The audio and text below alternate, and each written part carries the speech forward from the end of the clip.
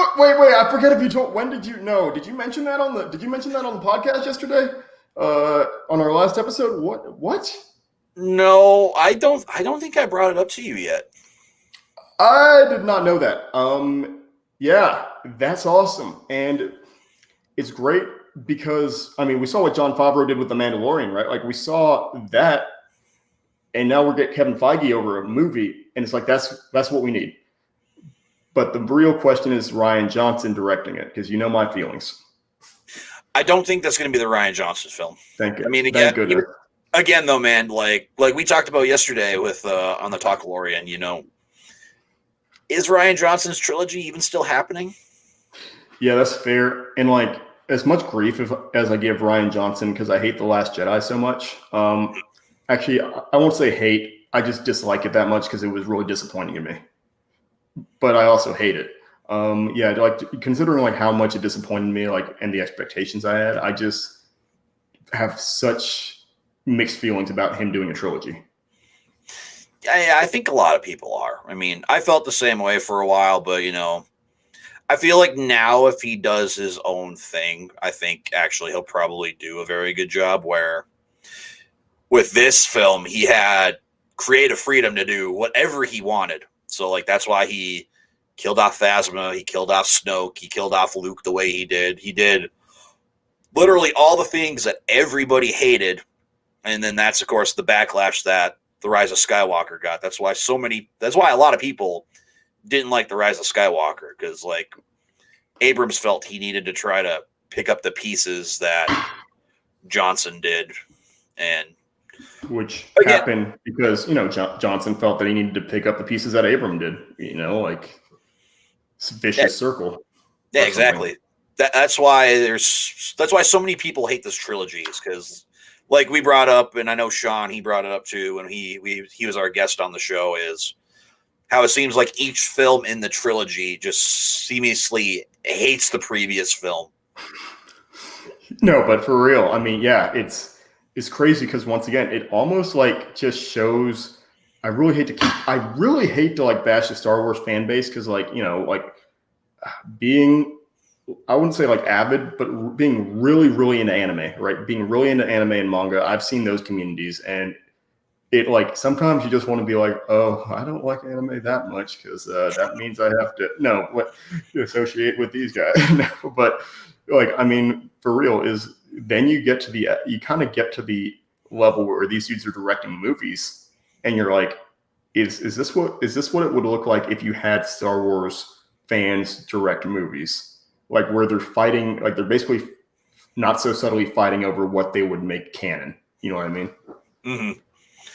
And yeah, I mean, I say it all the time, man. You're never gonna make something that everybody is going to like. Like it is impossible. Like I've never heard of one seamless film where literally everybody in the world praises it. The only one that could closely come to my mind would be like Terminator 2. But like literally, as a film that everyone in the world loves, you would pick Terminator 2. Have you ever heard anybody talk negative about Terminator 2? Actually, you know what's messed up is like how shocking of a statement that is. Yeah, well, that I have. You know, I hate that you said that because that's got me messed up. Because like I've never heard, like, even people who like for whatever reason don't like Terminator 2 as much as the first one will not trash it. They'll just say they didn't like it as much as the first one. See, my experience. Yeah, that's the weird thing, because like the first Terminator is my favorite Terminator of them all. Like, and I think it's because of how, like, literally, if you look at it and you think about it really in depth, that movie's a slasher. Like, it's a straight up horror movie. Yep. And it's a good sci-fi horror movie, which is hard to do. Even too, I've talked about this with you, and I think I got a reaction out of you, but like, I have the unpopular opinion of my second favorite Terminator film is T3, and it's above Terminator 2. Yeah, that one definitely surprised me. But well, it's because unfortunately, man, like I didn't grow up watching the Terminator films. Like I fully watched Terminator 2 Judgment Day for the first time, like in full length, like probably 5 years ago. Dead gum. Yeah, where every time I've watched the film, I've watched like chunks of it. I've watched maybe a half hour here, a half hour there. I've never seen the film in full, and of course, it's always on TV, so it's always edited just Fair enough. so bad. So I finally just bought it. It was on sale off for like $5, and I watched it. I'm like, wow, that was good. Gosh, but I mean that kind of like ties. That kind of also, like I keep bringing it back to the MCU because I gotta remember like that's where it started, right? But like it's funny because you get into the MCU once again. It has 23. My brother dropped another comment, right?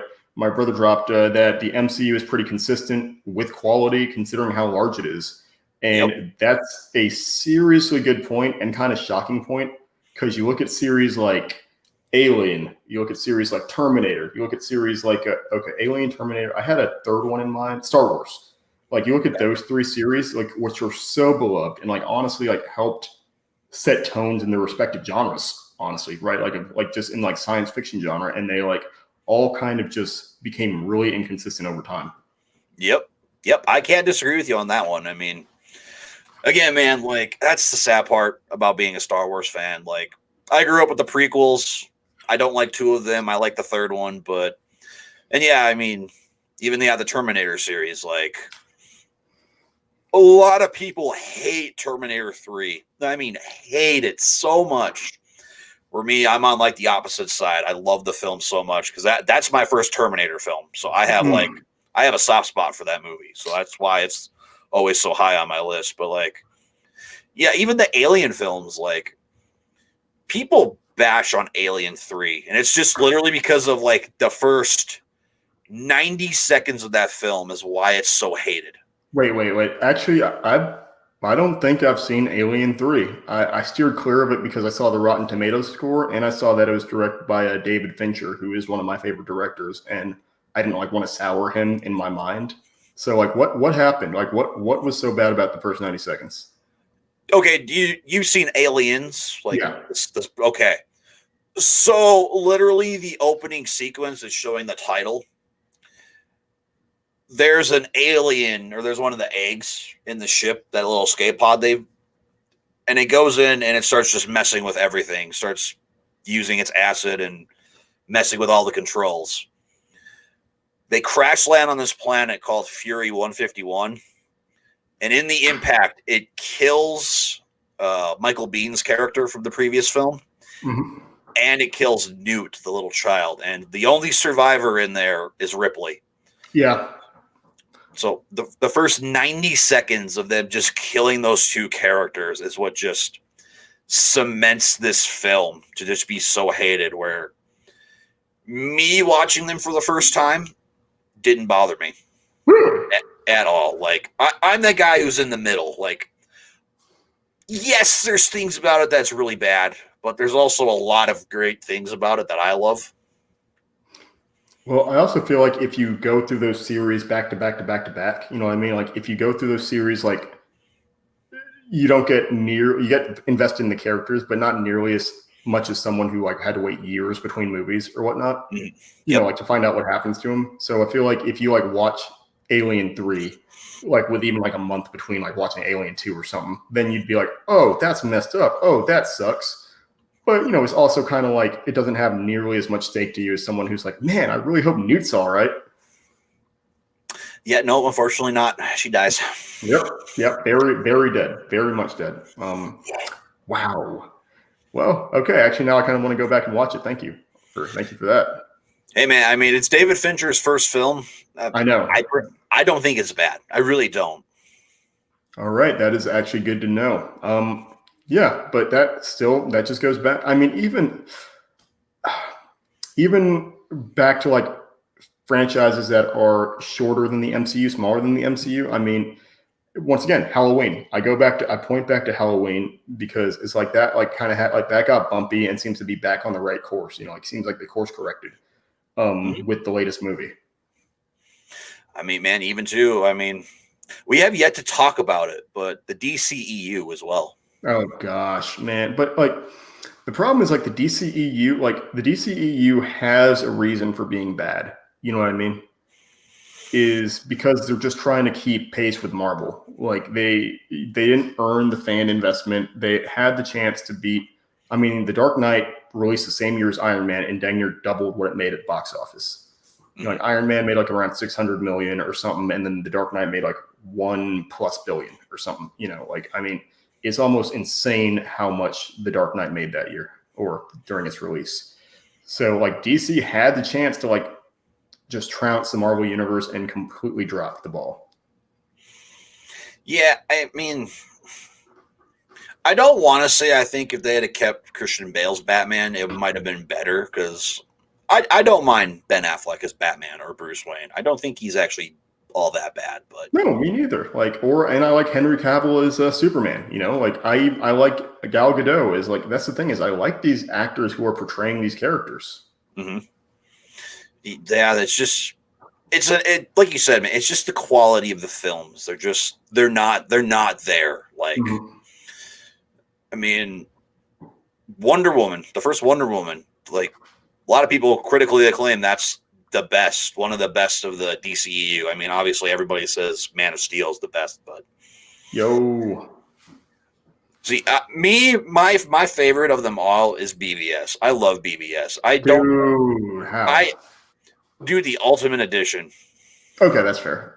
Yeah. Okay. I don't think that film deserves all the hate it gets. And even a film like Justice League, I can see why people don't like it. I completely get it. But I'm one of those guys where I have a fun time watching this movie. Like, okay, and that's fair. I really don't like what they did to Batman in that movie, but the DCU also kind of epitomizes what I hate about the new Star Wars trilogy, right? Is that everything was knee jerky.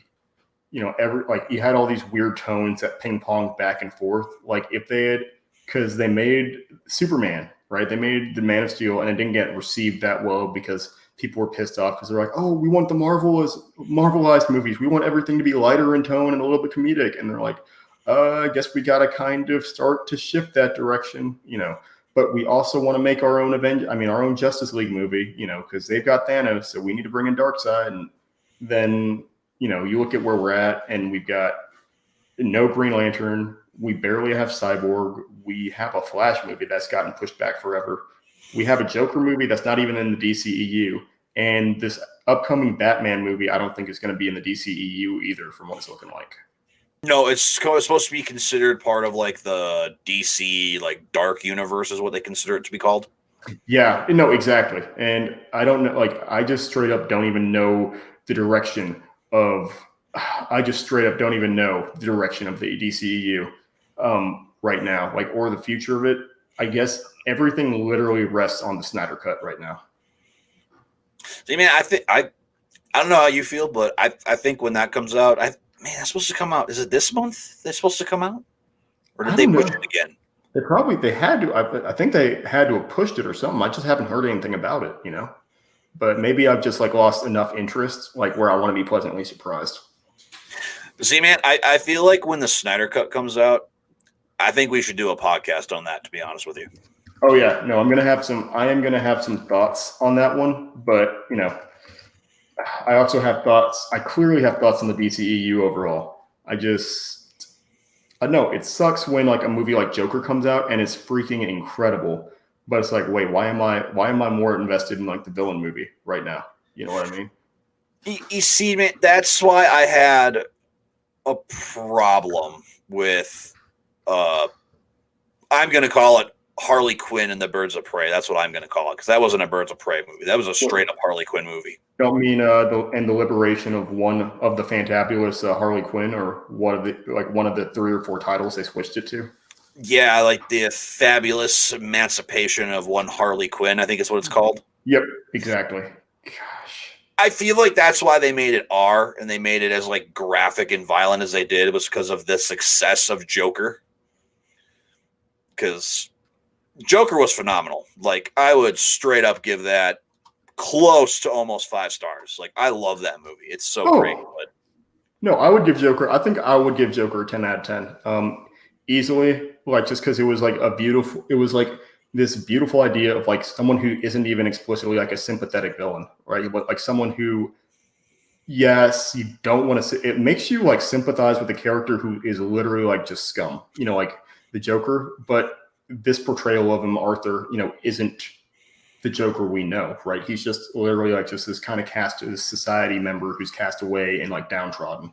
And he doesn't set out to like incite public outcry or outrage, like, basically revolution and riots. It just kind of happens, stems from his reaction. It's literally just chaotic, which, gosh, it's just interesting. But the Joker, man, I don't care what anybody says. The Joker is the best comic book villain that's ever been created. Whoa. Simmer down there, partner. Crap. I should have one to pony up. Well, it depends. Are we talking superhero comic book villains or just comic book villains in general? I guess I'd say superhero, because like I haven't quite ventured outside of like Marvel and DC. Like, okay, yeah, I'll keep it to. Dang it! Like, part of me wants to pick. Part of me does want to agree with you to pick Joker so bad, like in terms of like just a best villain, or at least a best like DC villain. But I had admittedly not even thought about my like worst, like my like which villain I would pick for the DCE universe. Torma picks Loki, and also Comics Explained is in the chat. What is up, Comics Explained? How are we doing today? Oh wait, that was there we go. There we go. So then following up, Torma Zimnis says Loki though. I've got mixed feelings on Loki as a villain, because they kind of shift back and forth in like the Marvel comics. I feel of like whether he's a villain or an anti-hero, So I mean, definitely was a villain back in the day, so I can respect that. Yeah. See, man, now like it comes to like Marvel villains too. I have no answer, in all honesty, of who's the best Marvel villain for at least me personally. Let's see. So Era picks Darkseid from my brother. Era in the comments picks Darkseid from Justice League. Darkseid is definitely, oh my gosh, and he's a Parisian hustler. Okay, gosh, yes, yeah. Loki. Look, Tormund is saying that he is a Parisian hustler. But yes, I do. Darkseid is a great villain to me. Darkseid is a great villain, from the Justice League stance. But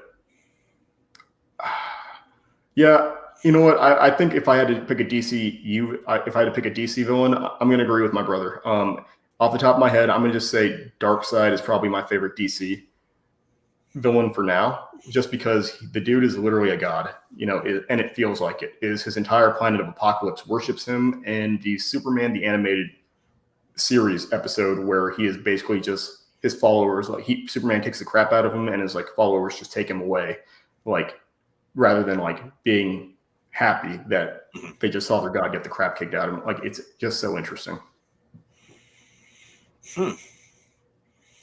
That's a respectful answer, though. I mean, he's kind of one of them like big baddies who like is well known. Yeah. I mean, so is Joker, but yeah, Joker is a great villain to pick. Like Marvel wise, though, I almost just want to take a safe answer and say Venom. But see, that's who I wanted to pick, but then I go back and forth between like him and then Green Goblin. And I was about to say Green Goblin, yeah. And then even now, after seeing him in Infinity War, Thanos. So it's like, I mean, personally, I guess it'd be a tie between Venom and Green Goblin. Yeah. Actually, I think no. You know what? I'm going to backpedal. If I had to pick my favorite DC, if I had to pick my favorite villain in the Marvel universe, I think right now, as I'm saying this, I think I would pick Doctor Doom. And I just like Doctor Doom because he is what you would call in terms of like a morality scare, he's literally like pure evil. The dude is so convicted in what he's doing. He thinks he is so right in what he is doing that like he literally does not think what he's doing is morally evil. It's like he's literally been at the threat of death, like by this panther god, because he's trying to obtain adamantium. or no, vibranium in Wakanda. This panther god that's like, if your intentions are not pure, you will not, like, I'll literally kill you, basically. And sure enough, like, you find out that Doctor Doom's intentions are like literally is that he truly believes that the world will only be a perfect place if he rules it totally, like absolutely controls the world, which is maniacal. It's awesome, but terrifying. Yeah, I can agree with that. See, that's even like for me. I know it was one of our podcasts we did, but I personally still say, man, the best villain in the MCU is hands down Zemo from Civil War. Let's see. And again, man, he destroyed the Avengers from the inside. Yeah, that is a. Yeah, no, I love. Yeah, Error says good case for Doom. Thank you. And then Comics Explained says I love Doom more. And yes, I mean, just dang near anything that Doctor Doom is in, anything that Doctor Doom does is beautiful because you get to see, like, you just get to see his character, you get to see his nature, and it's like always just so kind of sad. Like at the end of the day, when you like get to know like the true him or like how much he's actually hurting. Like I forget which year, it might have been Ant-Man. I really wish I remembered. But one hero just straight up confronts him on the fact that if he really wanted to, he could have healed his face, his injuries at any time, but he chose not to, right? Because there's like some critical flaws with him. Mm-hmm. But I know that's Zemo is an underrated, highly underrated in the MCU for exactly what you said. Yeah, man. Like that's why I personally think he is. Like, don't get me wrong, I love Thanos. I love a vast majority of the villains in the MCU, man. But like, one guy just out for revenge destroyed the Avengers. Let's see. And Comics Explained asks another question. Have you read Hickman's Fantastic Four? Oh my gosh, this is actually embarrassing to say. Comics Explained, I am so sorry to let you down. I have not read all of Hickman's Fantastic Four run. I did, however, love his Avengers run, his Uncanny Avengers run. Wait, was that? No, his New Avengers run, and when he created Secret Wars. So yes, I love John Hickman's writing, but no, I have not finished his Fantastic Four run, and I pray that is something I do not have to live down. So I need to make that happen. But yeah, he's got, my understanding is, well, even just in reading his, and bingo, Comics Explained does also say that there are some amazing Doctor Doom moments. And yeah, if you read Jonathan Hickman's New Avengers and Secret Wars, that is very much consistent. John Hickman loves Doctor Doom, and you can tell by the way he writes him. Mm-hmm. I need to read more comics. Me too. No, 2020 was a weird year for me because I did not read nearly as many comics as I thought I was going to. I read the Demon Slayer manga, and that is, I think off the top of my head, the only series I finished last year, comic-wise, and some indie comics. But I've just been picking up the free comic book day. I've just been picking up free comics there. Dude, that's the best way to do it. Is right. Man, I'm trying to think what even happened with Free Comic Book Day last year, because with everything shut down, I remember they pushed it back, but I think you literally for Free Comic Book Day last year just had to order stuff, right? I think you just had to order your comics and then pick them up curbside. Gosh, it's crazy.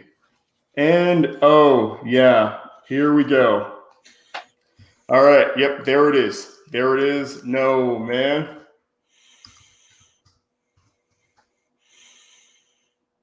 Let's see. All right, let's see.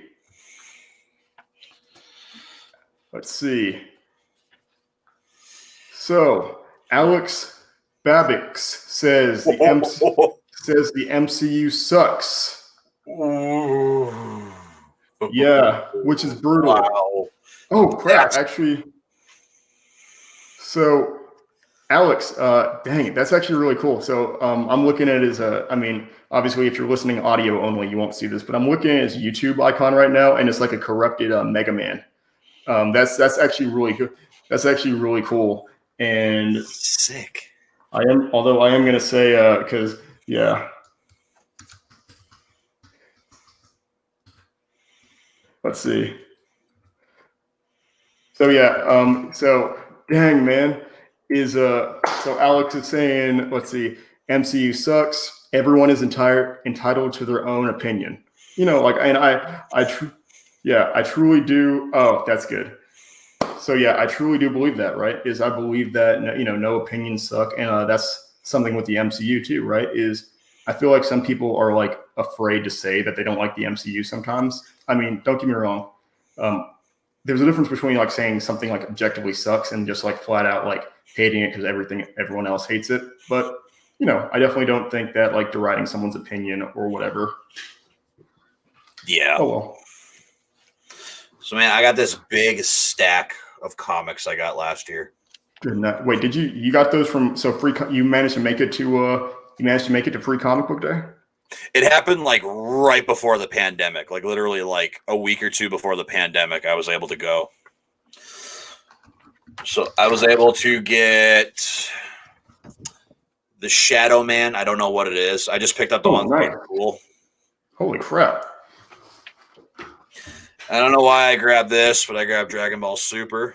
Oh, kidding me? Of course you should grab that. TMNT. Gosh dang, that's sick. Okay, yeah. See, case in point is I completely tuned out of. Let's see, and then yeah. So Torma, I guess that does answer your question, right? Is that let's see? Yeah, that does answer your question. Is that yeah? Free Comic Book Day did still happen last year, but I just around the time that everything was truly hitting the fan, I definitely didn't just I just missed out on all that. Yeah. And you got Stranger Things. I saw that came out. I was reading up on that one too. But Bloodshot. Gosh. Okay. So you brought up Bloodshot, and I completely forgot that I saw that movie. That came out last year, right? Yeah, I think like that was one of the first films that was like the home premiere, like the home on video or whatever you want to call it. Yeah.